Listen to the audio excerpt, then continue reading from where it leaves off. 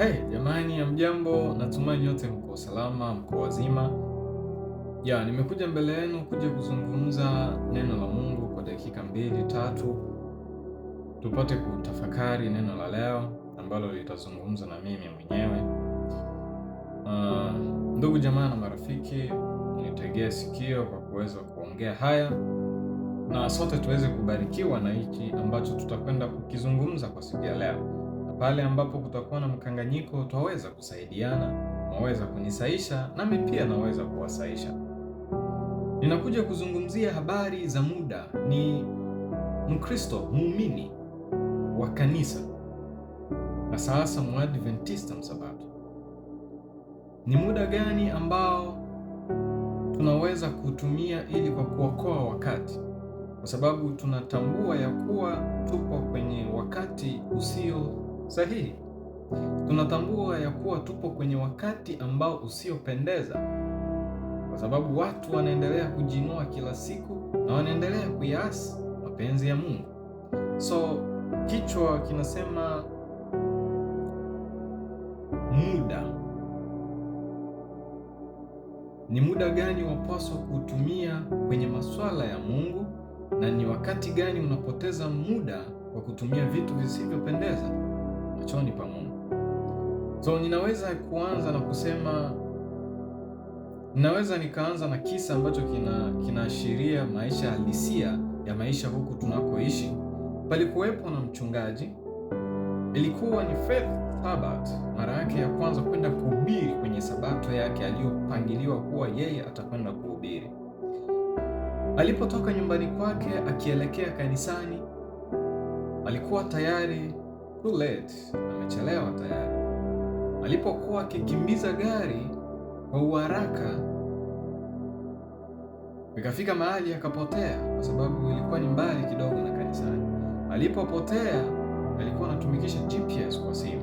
Alipopotea, ikambidi aweze kutafuta njia nyingine ya kuweza kurudi ili akatafute namna ya kuelekea na kuendelea na safari.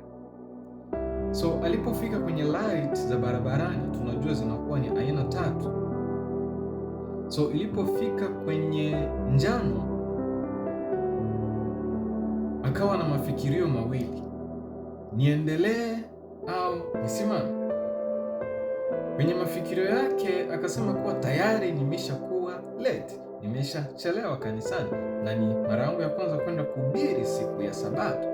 Ikambidi aendelee, asiweze kusimama, kwa sababu sheria za huku, ukiona imeshakuwa njano, imekubidi wewe kuweza kustop, kwa sababu ile inakuambia kuwa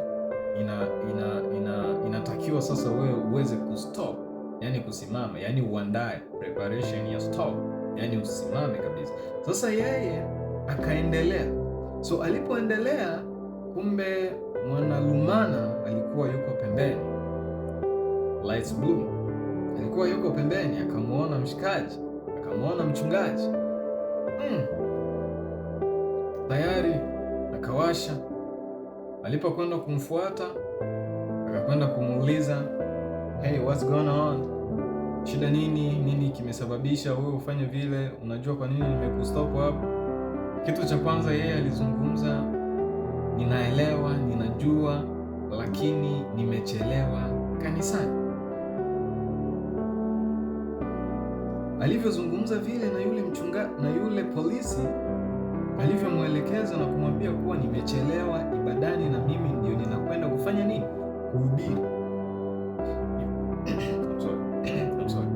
Yule polisi akakwenda ndani ya gari yake, akarudi, akaja kumwambia,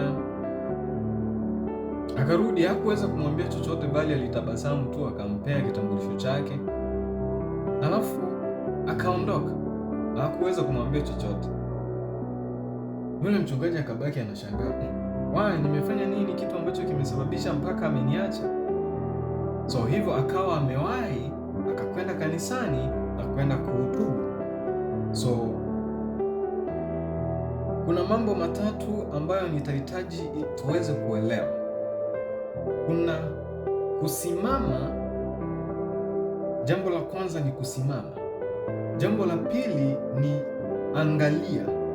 Jambo la tatu, sikiliza. Hayo ni mambo matatu ambayo tutakwenda nayo kwenye somo hili. Bila kuponda muda, nianze na fungu langu ambalo limebeba somo hili la Luke 10:38.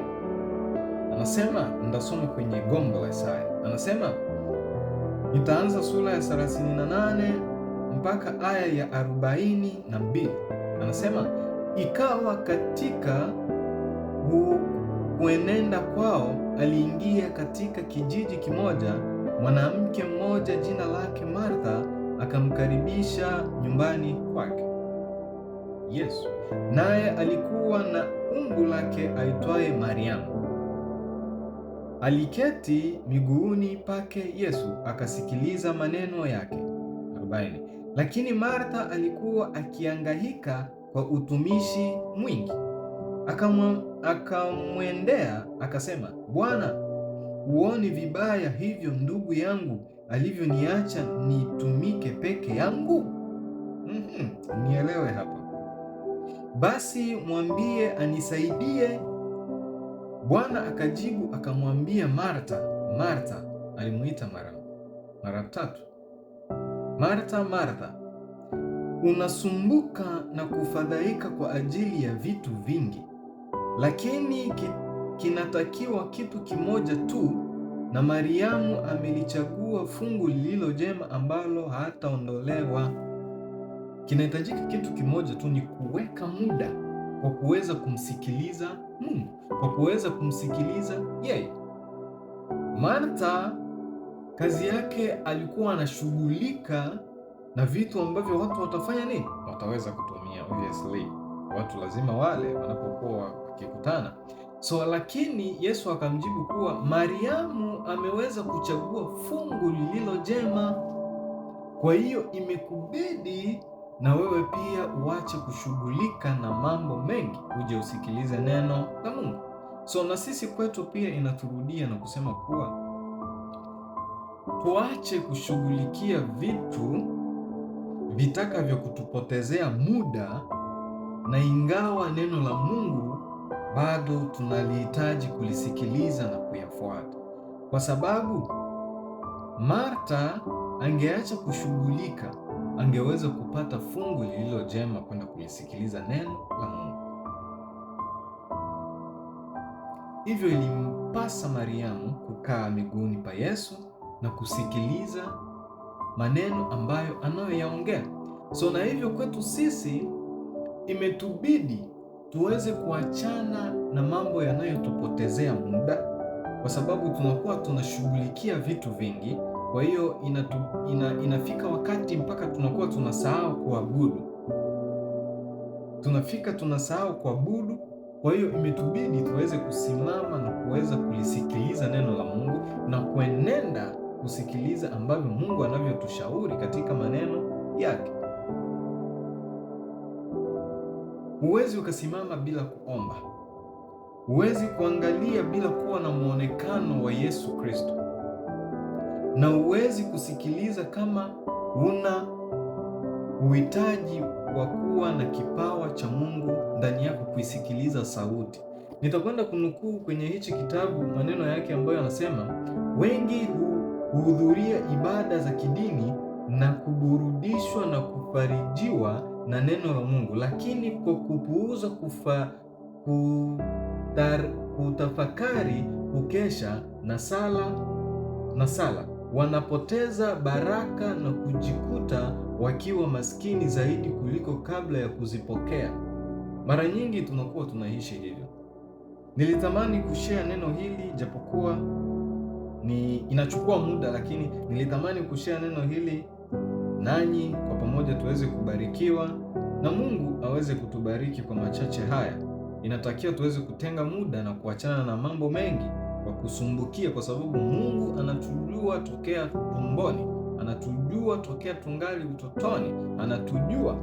Kwa hiyo tutenge muda, tutenge masaa ya kuwa na lisikiliza neno la Mungu na kulisoma neno la Mungu. Niseme asante kwa wote ambao wanakwenda kunisikiliza, na Mungu atubariki.